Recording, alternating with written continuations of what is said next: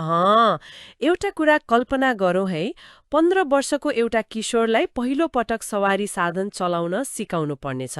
सामान्यतया त सुरुमा साइकलबाट अभ्यास गराइन्छ होइन र वा बिस्तारै एउटा एकदमै सामान्य गाडीको स्टियरिङ समात्न दिइन्छ। हो नि, एक्कासी ठुलो गाडी त कसैले दिँदैन। तर सोचौँ त, पहिलो दिनमै उसलाई सिधै फर्मुला 1 रेसिङ कारको साँचो दियो भने कस्तो होला? त्यो त एकदमै असम्भव र अनौठो कुरा भयो। सिधै दुर्घटना नै हुन्छ नि। हो, ठ्याक्कै। तर आजको हाम्रो यो गहिरो छलफलका स्रोत सामग्रीहरू हेर्दा मलाई त्यस्तै महसुस भइरहेको छ। किनभने पाठ्यक्रम विकास केन्द्रले भर्खरै परिमार्जन गरेको कक्षा 10 को एसईई कम्प्युटर विज्ञानको पाठ्यक्रममा एउटा ठूलो छलाङ मारिएको छ। हजुर, दशकौंदेखि पढाइँदै आएको साधारण र पुरानो क्युबेसिक भाषालाई पुरै हटाइएको छ नि त अहिले। हराएको मात्र होइन, त्यसको ठाउँमा सिधै पाइथनलाई समावेश गरिएको छ। पाइथन अर्थात् त्यही प्रोग्रामिङ भाषा जसले आजको विश्वका ठूला आर्टिफिशियल इन्टेलिजेन्स र डेटा विज्ञानका प्रणालीहरू चलाइरहेको छ। आज हामी यही विषयलाई गहिराईबाट केलाउँदैछौँ। यो साँच्चै नै एउटा युगान्तकारी परिवर्तन हो। बाहिरबाट हेर्दा यो निर्णय त्यही साइकल छोडेर सिधै फर्मुला 1 कार चलाउन दिए जस्तै अलि महत्वाकांक्षी देखिन सक्छ। एकदम। धेरैलाई लाग्न सक्छ नि त, भर्खरै कम्प्युटरको जग सिक्दै गरेका विद्यार्थीलाई यति शक्तिशाली भाषा किन पढाउने भनेर। हो, तर जब हामी यसको भित्री तहमा पुग्छौं नि र पाइथनको वास्तविक प्रकृतिलाई बुझ्छौं, तब थाहा हुन्छ कि यो कुनै हतारमा गरिएको निर्णय होइन। मतलब यो एकदम सोच विचार गरेरै ल्याइएको हो। ठ्याक्कै। यो त आजको आर्टिफिशियल इन्टेलिजेन्स अर्थात् एआईको युगमा विद्यार्थीहरूको दिमागी संरचनालाई नै नयाँ तरिकाले तयार गर्न चालिएको एकदमै सटिक कदम हो। हाम्रा स्रोत सामग्रीहरूले यसको पछाडिको जुन कारण देखाएका छन् त्यो एकदमै रोचक छ। त्यसो भए म यहीँनिर अलिकति प्रश्न गर्न चाहन्छु है, किनकि मलाई अझै पनि पत्यार लागिरहेको छैन। विगतका साधारण भाषाहरू छोडेर सिधै पाइथन सिकाउनु अलि बढी नै भएन र? सुन्दा त्यस्तै लाग्छ होइन। मैले पुराना प्रोग्रामिङ भाषाहरूको कोड हेरेको छु क्या। त्यहाँ अनगिन्ती जटिल सङ्केतहरू हुन्छन्। कहाँ सेमिकोलोन राख्ने, कहाँ ब्र्याकेट राख्ने भनेर कण्ठ गर्नुपर्छ। त्यो हेर्दा त कुनै अर्कै ग्रहको भाषा जस्तो लाग्छ। हजुर, पुराना भाषाहरू अलि गाह्रै हुन्थे। एकातिर पाइथनले विश्वका सबैभन्दा जटिल एआई प्रणाली चलाउँछ भनिएको छ, अनि अर्कोतिर हाम्रा स्रोतहरूले यसलाई सिक्न एकदमै सहज भनेर व्याख्या गरेका छन्। यो कसरी सम्भव छ? एउटै कुरा यति धेरै शक्तिशाली तर एकदमै सजिलो कसरी हुन सक्छ? यहीँनिर धेरै मानिसहरू झुक्किन्छन्। शक्तिशाली कुरा सधैँ जटिल हुनैपर्छ भन्ने हाम्रो सोचाइ छ नि त। तर पाइथनको हकमा त्यो लागू हुँदैन। पाइथनको सबैभन्दा ठूलो शक्ति भनेकै यसको सरलता हो। भनेपछि यो अरूभन्दा फरक छ। एकदम फरक छ। पुराना प्रोग्रामिङ भाषाहरूमा कम्प्युटरलाई एउटा सानो निर्देशन दिनका लागि पनि मानिसले कम्प्युटरकै जस्तो जटिल र यान्त्रिक भाषा सिक्नु पर्थ्यो। तर पाइथनको सिन्ट्याक्स अर्थात् कोड लेख्ने नियम यति सरल छ कि यो लगभग साधारण अङ्ग्रेजी भाषा पढे जस्तै हुन्छ। भनेपछि यसमा ती पुराना भाषाहरूका जस्ता झन्झटिला सङ्केतहरू हुँदैनन्? एकदमै कम हुन्छन्। उदाहरणका लागि यदि स्क्रिनमा नमस्ते भनेर देखाउनु छ भने पुराना भाषाहरूमा 4-5 लाइनको कोड लेखेर विभिन्न नियमहरू मिलाउनु पर्थ्यो। तर पाइथनमा मात्र अङ्ग्रेजी शब्द प्रिन्ट लेखेर कोष्ठकमा नमस्ते लेखिदिए पुग्छ। यसमा प्रोग्रामिङका आधारभूत कुराहरू जस्तै भेरिएबल, डेटा प्रकार, लूप र कन्डिसनल एकदमै सजिलोसँग लेख्न सकिन्छ। ओहो, यो त निकै सजिलो रहेछ। हो नि, यहाँ विद्यार्थीले कहाँ कुन चिन्ह छुटेर मेरो प्रोग्राम बिग्रियो भनेर चिन्ता गरिरहनु पर्दैन।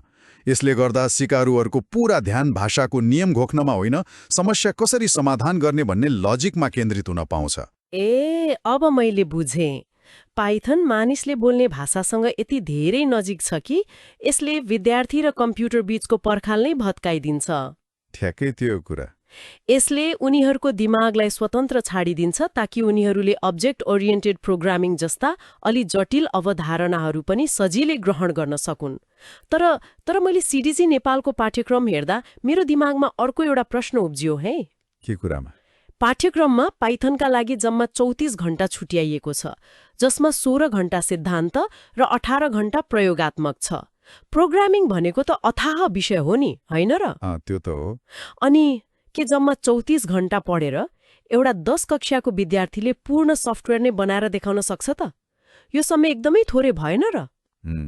बाहिरबाट हेर्दा सुन्दा थोरै लाग्छ, तर यहाँनिर हामीले पाठ्यक्रमको मुख्य उद्देश्य बुझ्नुपर्छ। यो 34 घण्टाको तालिमले विद्यार्थीलाई रातारात व्यावसायिक सफ्टवेयर इन्जिनियर बनाउने लक्ष्य राखेको छैन। त्यसो भए यसको मुख्य लक्ष्य के हो त? यसको मुख्य उद्देश्य त एउटा यस्तो बलियो जग खडा गर्ने हो जसले उनीहरूलाई प्रविधिको भाषा कसरी काम गर्छ भनेर बुझ्न सघाओस्। तपाईले स्रोत सामग्रीमा पक्कै याद गर्नुभयो होला, त्यो प्रयोगात्मक खण्डमा टर्टल प्याकेजको प्रयोग गरेर विभिन्न आकारहरू बनाउने कुरा विशेष रूपमा उल्लेख छ नि। हो, मैले त्यो पढेको थिएँ। फरवर्ड, ब्याकवर्ड, लेफ्ट, राइट जस्ता कमान्डहरू दिएर स्क्रिनमा वृत्त वा आयत बनाउने रे। हजुर। तर मलाई अचम्म लाग्यो, किन आजको यो एआई र रोबोटिक्सको युगमा एउटा विद्यार्थीले कम्प्युटरको स्क्रिनमा साधारण चित्र कोरेर के सिक्छ र? यो त अलि सानो कक्षाको खेलौना जस्तो भएन र? हेर्दा त्यो खेलौना जस्तै देखिन्छ र यसको सुन्दरता नै यही हो, तर यसको भित्री काम एकदमै गहिरो छ। टर्टल भनेको चित्र कोर्ने कुरा मात्र होइन क्या। अनि अरू के हो त? यो त विद्यार्थीको दिमागमा कोडिङको लजिक स्थापित गर्ने एउटा अचूक र दृश्यपरक माध्यम हो। जब एउटा विद्यार्थीले कम्प्युटरलाई 50 कदम अगाडि जाऊ अनि 90 डिग्री दायाँ घुम भनेर पाइथनमा कोड लेख्छ र स्क्रिनमा त्यो टर्टलले ठ्याक्कै त्यही निर्देशन पालना गर्दै चित्र बनाउँछ, तब के हुन्छ थाहा छ? विद्यार्थीले आफूले लेखेको कोडको नतिजा तुरन्तै देख्छ, होइन त? हो, र त्यसभन्दा पनि महत्त्वपूर्ण कुरा, विद्यार्थीले अल्गोरिदम कसरी काम गर्छ भन्ने कुरा प्रत्यक्ष आफ्नै आँखाले देख्छ। कुनै पनि ठूलो समस्यालाई साना साना क्रमबद्ध टुक्राहरूमा विभाजन गरेर समाधान गर्ने प्रक्रिया नै अल्गोरिदम हो नि त। एकदम सही कुरा। टर्टलले उनीहरूलाई ठ्याक्कै त्यही सिकाउँछ। यदि आयत बनाउनु छ भने त्यसलाई 4वटा रेखाहरू र 4वटा कोणहरूमा कसरी टुक्राउने भनेर उनीहरूले सोच्न थाल्छन्। यसरी उनीहरूले नजानिदो तरिकाले कम्प्युटेशनल थिङ्किङको अभ्यास गरिरहेका हुन्छन्। भनेपछि यही तार्किक क्षमता नै पछि गएर जुनसुकै जटिल प्रविधि निर्माण गर्दा चाहिने मुख्य हतियार हो। ठ्याक्कै। यो त साँच्चै गजबको तरिका रहेछ। उनीहरूले रमाइलो गर्दै चित्र बनाइरहेको ठान्छन्, तर वास्तवमा उनीहरूले आफ्नो दिमागलाई समस्या समाधान गर्ने मेसिनको रूपमा तालिम दिइरहेका हुन्छन्। हो नि। तर पाठ्यक्रम त त्यतिमै रोकिँदैन नि। स्रोतमा प्यान्डाज र म्याटप्लटलिब जस्ता पाइथनका शक्तिशाली लाइब्रेरीहरूको पनि कुरा गरिएको छ। हजुर, त्यो एकदमै महत्त्वपूर्ण भाग हो। त्यसमा प्यान्डाज मार्फत CSV फाइलहरू ह्यान्डल गर्ने, डेटा पढ्ने र लेख्ने काम गर्ने रे। अनि म्याटप्लटलिब प्रयोग गरेर लाइन चार्ट, पाई प्लट र बार ग्राफ बनाउने कुरा छ। अब यहाँनिर म अलमलमा परे। किन र? यस्ता डेटा चलाउने टुलहरू त कर्पोरेट अफिसमा डेटा एनालिस्ट वा वैज्ञानिकहरूले पो प्रयोग गर्छन्। कक्षा 10 का विद्यार्थीलाई यस्ता कुरा किन सिकाइदैछ? किनभने आजको आधुनिक संसार भनेको डेटाको संसार हो। आज भोलिका सामाजिक सञ्जालदेखि लिएर ब्याङ्किङ प्रणाली, मौसम पूर्वानुमान र अस्पतालका रेकर्डहरूसम्म सबै डेटामा निर्भर छन्। हो, त्यो त हो। विद्यार्थीहरूलाई CSV फाइल जुन सुन्दा प्राविधिक लागे पनि वास्तवमा एउटा साधारण एक्सेल सिट वा तथ्याङ्कहरूको टेबल जस्तै हुन्छ, त्यसलाई चलाउन सिकाउनु भनेको आधुनिक संसारको भाषा सिकाउनु हो। तर यो प्यान्डाजले चाहिँ खासमा कसरी काम गर्छ त? यो किन यति महत्त्वपूर्ण छ? यसलाई यसरी बुझौँ है। मानौ एउटा फाइलमा 10,000 जना मानिसको नाम, उमेर र ठेगाना छ। यदि कुनै मानिसलाई त्यो फाइल पढेर काठमाडौँमा बस्ने 20 वर्षभन्दा मुनिका कतिजना छन् भनेर गन्न लगाइयो भने कति दिन लाग्ला? ओहो, पक्कै धेरै समय लाग्छ नि। मान्छेले गन्दा त गल्ती पनि हुन सक्छ। हो, तर प्यान्डाज भनेको एउटा यस्तो चलाक डिजिटल लाइब्रेरियन जस्तै हो जसलाई पाइथन मार्फत एउटा सानो कमान्ड दिने बित्तिकै उसले त्यो 10,000 लाइनको डेटा 1 सेकेन्डमै पढेर ठ्याक्कै नतिजा दिन्छ। भनेपछि प्यान्डाजले विशाल तथ्याङ्कलाई आँखा झिम्काएको भरमा केलाउन सक्छ। ठ्याक्कै। अनि जब विद्यार्थीले प्यान्डाज प्रयोग गरेर त्यो डेटा केलाउँछन्, त्यसपछि उनीहरू म्याटप्लटलिबको प्रयोग गर्छन्। हजारौं झन्झटिला अङ्कहरूलाई मानिसको दिमागले छिटो बुझ्न सक्दैन नि त। अङ्क मात्र हेर्दा त दिक्क लाग्छ। तर जब म्याटप्लटलिबले ती अङ्कहरूलाई एउटा सुन्दर पाई चार्ट वा बार ग्राफमा रूपान्तरण गरिदिन्छ, तब ती निर्जीव अङ्कहरूले अचानक कथा भन्न थाल्छन्। कुन महिनामा धेरै पानी पर्यो, कुन खेलमा कुन खेलाडीले धेरै रन बनायो, यो सबै कुरा विद्यार्थीले आफ्नै कोडबाट ग्राफमा देख्छन्। वाउ, यसले त उनीहरूलाई साँच्चै डेटा साक्षर बनाउँछ। एकदम। यो त साँच्चै रोमाञ्चक छ। अनि यही खण्डमा फङ्क्सनका कुराहरू जस्तै स्कोप, प्यारामिटर र रिटर्न टाइप पनि सिकाइने रहेछ नि। हजुर, कोडलाई कसरी व्यवस्थित बनाउने भनेर। साथै कोड लेख्दा आउने त्रुटिहरूलाई आफै व्यवस्थापन गर्न ट्राई एक्सेप्ट ब्लकहरूको प्रयोग गर्न पनि सिकाइने रहेछ। यसको मतलब उनीहरूले बिग्रेको कोडलाई पनि क्र्याश हुन नदिई सुरक्षित रूपमा चलाउन सिक्ने भए। हो नि, त्यसले आत्मविश्वास बढाउँछ। तर यी सबै कुराहरूको अन्तिम गन्तव्य के हो त? यहाँनिर म यो पाठ्यक्रमको सबैभन्दा महत्त्वपूर्ण र सायद सबैभन्दा धेरै चर्चा हुने खण्डतर्फ आउन चाहन्छु है। भन्नुहोस् न। स्रोत सामग्रीमा स्पष्ट लेखिएको छ कि यसपछि विद्यार्थीहरू एआई र समसामयिक प्रविधिहरूको अध्ययनतर्फ प्रवेश गर्छन्। त्यहाँ मेसिन लर्निङका दुई मुख्य तरिकाहरू सुपरभाइज्ड र अनसुपरभाइज्ड लर्निङको कुरा छ। हजुर। साथै जेनेरेटिभ एआई जस्तै च्याट जीपीटी, कोपाइलट र जेमिनीको अध्ययन पनि समावेश छ। मेरो प्रश्न के हो भने भर्खरै प्यान्डाजबाट एउटा सामान्य ग्राफ बनाइरहेको विद्यार्थी कसरी च्याट जीपीटी जस्तो जादुगरी प्रविधिसँग जोडिन्छ? यी दुई बीचको पुल के हो? तपाईँले एकदमै सही प्रश्न सोध्नुभयो। धेरैलाई एआई भनेको कुनै रहस्यमयी जादु जस्तो लाग्छ नि त। तर वास्तवमा अघिल्लो खण्डमा विद्यार्थीले प्यान्डाज र म्याटप्लटलिब प्रयोग गरेर जुन डेटा व्यवस्थापन सिकेका हुन्छन् नि, हो त्यो नै एआई र मेसिन लर्निङको मुटु हो क्या। एआईको कुनै जादुई छडी हुँदैन। यो पूर्ण रूपमा विशाल डेटाको विश्लेषण गरेर प्याटर्न पत्ता लगाउने गणितीय प्रक्रिया मात्र हो र त्यो डेटालाई एआई प्रणालीसम्म पुर्याउने काम पाइथनले गर्छ। भनेपछि डेटा बिना एआईको कुनै अस्तित्व छैन? बिल्कुल छैन।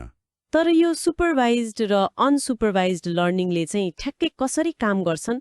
अलिकति प्रस्ट्याइदिनुस् न। पक्कै।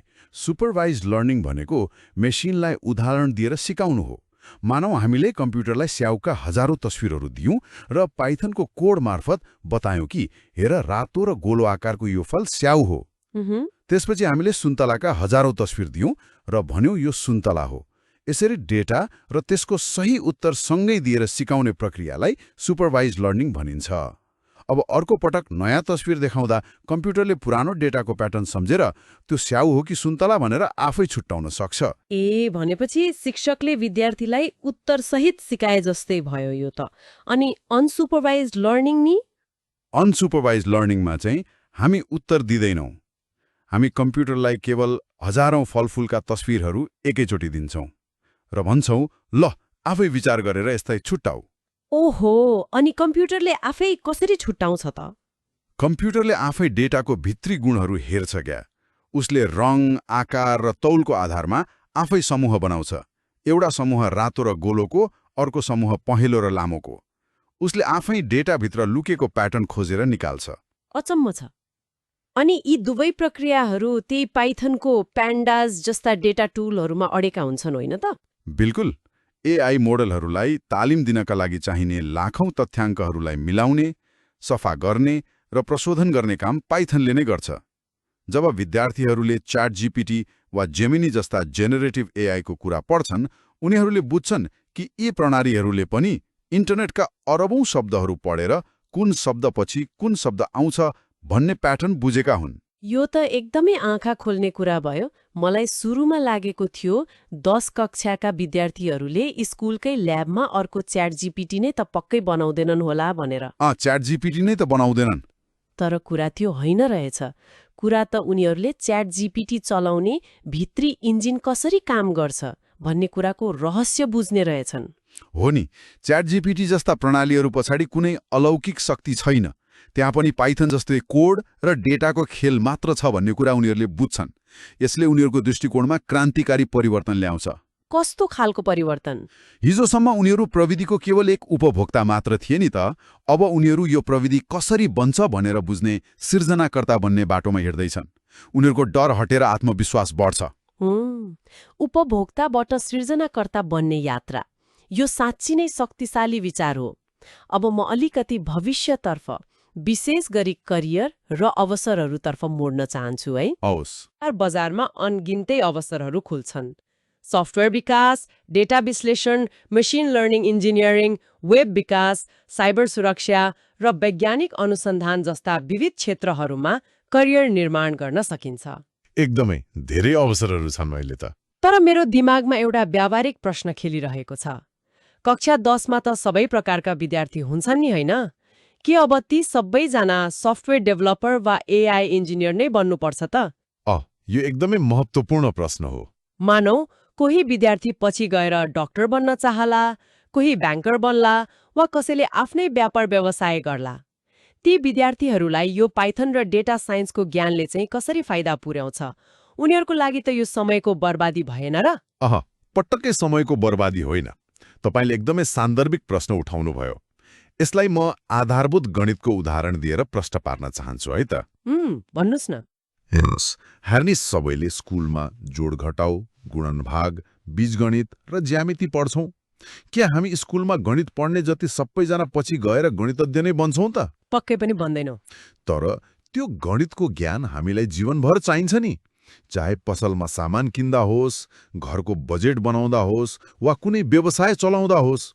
आजको यो बदलिँदो डिजिटल युगमा पाइथन र डेटाको ज्ञान पनि त्यही आधारभूत गणित जस्तै अनिवार्य बन्दैछ। भनेपछि तपाईको विचारमा प्रोग्रामिङको ज्ञान अब प्राविधिकहरूको मात्र पेवा रहेन? बिल्कुल रहेन। मानौ ती मध्ये कोही विद्यार्थी पछि गएर डाक्टर बन्यो। अबको चिकित्सा क्षेत्रमा डेटाको ठूलो भूमिका छ क्या? त्यो डाक्टरले हजारौं बिरामीको रेकर्ड विश्लेषण गरेर कुन उमेर समूहमा कुन रोगको प्रकोप बढिरहेको छ भनेर पत्ता लगाउन त्यही पाइथनको डेटा एनालाइसिस सिप प्रयोग गर्न सक्छ। त्यो त साँच्चै व्यावहारिक भयो। अनि कोही व्यवसायी बन्यो भने आफ्नो पसलमा कुन सामान कुन मौसममा धेरै बिक्छ भनेर ट्रेन्ड हेर्न यही प्रविधिको प्रयोग गर्न सक्छ। कृषिमै पनि मौसम र माटोको डेटा विश्लेषण गरेर कुन बाली लगाउँदा राम्रो उत्पादन हुन्छ भन्ने निर्णय गर्न सकिन्छ। यसको अर्थ जुनसुकै पेसामा भए पनि पाइथनको ज्ञानले मानिसलाई आफ्ना झन्झटिया र दोहोरिने कामहरूलाई स्वचालित गर्न र वास्तविक संसारका समस्याहरू छिटो र प्रमाणको आधारमा समाधान गर्न मद्दत गर्छ, होइन त? एकदम सही। हिजोको दिनमा जसरी अंग्रेजी भाषा बुझ्नु र कम्प्युटरमा सामान्य टाइप गर्न जान्नुलाई ठूलो साक्षरता मानिन्थ्यो, अबको दिनमा डेटा बुझ्नु र त्यसलाई कोड मार्फत विश्लेषण गर्न सक्नु हरेक पेसाको अनिवार्य आवश्यकता बन्दैछ। हो नि। सीडीसी नेपालले यो कुरालाई भेलैमा पहिचान गरेर कक्षा 10 को पाठ्यक्रममै समावेश गर्नु भनेको हाम्रा विद्यार्थीहरूलाई भविष्यको बदलिन्दो रोजगार बजारका लागि आजैदेखि तयार गर्नु हो। यो केवल एउटा भाषा सिकाउने कुरा मात्र होइन, उनीहरूको सोच्ने तरिकालाई नै आधुनिक बनाउने प्रयास हो। साँच्चै आजको हाम्रा स्रोत सामग्रीहरूको विश्लेषण गर्दा सबै कुरा एकदमै छर्लङ्ग भयो। हामीले सुरुमा जुन F1 कारको साँचो दिएको कुरा गरेका थियौं, अब त्यो त्यति असम्भव लागेन। हजुर, त्यो त आवश्यक पुरै छ। पाइथन एउटा साधारण प्रोग्रामिङ भाषा मात्र नभएर हाम्रो डिजिटल भविष्यको सबैभन्दा बलियो र मानिसले सजिलै बुझ्न सक्ने जग रहेछ। टर्टल मार्फत लजिक निर्माण गर्ने, प्यान्डाज र म्याटप्लटलिब मार्फत डेटालाई आकार दिने र अन्ततः सुपरभाइज्ड तथा अनसुपरभाइज्ड लर्निङ मार्फत आर्टिफिशियल इन्टेलिजेन्सको भित्री इन्जिनसम्म पुग्ने यो यात्रा साँच्चीलै रोमाञ्चक छ। एकदमै रोमाञ्चक छ। यो पाठ्यक्रमले विद्यार्थीलाई साधारण CSV फाइल कसरी पढ्ने भन्नेदेखि लिएर जेनेरेटिभ एआईले कसरी काम गर्छ भन्नेसम्मको ज्ञान दिएर प्रविधिको युगमा अगाडि बढ्न पूर्ण रूपमा सक्षम बनाउनेछ। र सबैभन्दा महत्त्वपूर्ण कुरा, यसले नयाँ पुस्तालाई प्रविधिसँग डराउने होइन, त्यसलाई आफ्नो नियन्त्रणमा राखेर एउटा शक्तिशाली औजारको रूपमा प्रयोग गर्न सक्ने आत्मविश्वास दिनेछ। उनीहरू प्रविधिको भविष्यका दर्शक मात्र बस्ने छैनन्, उनीहरू त्यसका सक्रिय निर्माता हुनेछन्। एकदमै सटिक निष्कर्ष। प्रविधिलाई नियन्त्रण गर्ने कि प्रविधिको नियन्त्रणमा बस्ने भन्ने कुरा यही जगमा निर्भर गर्छ। आजको यो गहिरो र विशेष छलफल हामी यहीँनेर बिट मार्दैछौँ। हौस्। तर जाँदै यो सम्पूर्ण स्रोत सामग्री र आजको छलफलले मेरो मनमा उब्जाएको एउटा गहिरो प्रश्न म यहाँहरू सबैका लागि छोड्न चाहन्छु। यदि अहिलेका 10 कक्षाका कलिला विद्यार्थीहरू पाइथनको कोड लेखेर मसिन लर्निङ, डेटा एल्गोरिदम र आर्टिफिशियल इन्टेलिजेन्सको भित्री तहसँग यति सहजै खेल्न सक्षम हुँदैछन् भने आजभन्दा आगामी 10 वर्षपछि हाम्रो समाजमा साक्षरताको परिभाषा कस्तो होला? एकदमै गहिरो प्रश्न। के भविष्यमा कोडिङ पढ्न र लेख्न सक्नु आज हामीले क ख ग घ अक्षर चिन्नु वा किताब पढ्नु जत्तिकै अनिवार्य र सामान्य कुरा बन्ला? यदि अक्षर चिन्न नसक्ने मानिसलाई आज हामी निरक्षर भन्छौं भने के 10 वर्षपछि डेटा र कोड नबुझ्ने मानिसलाई पनि त्यसै गरी हेरिएला? यो एउटा यस्तो प्रश्न हो जसले हामी सबैलाई हाम्रो आफ्नै भविष्यको तयारीका लागि सोच्न बाध्य बनाउँछ। सोच्दै गर्नुहोला।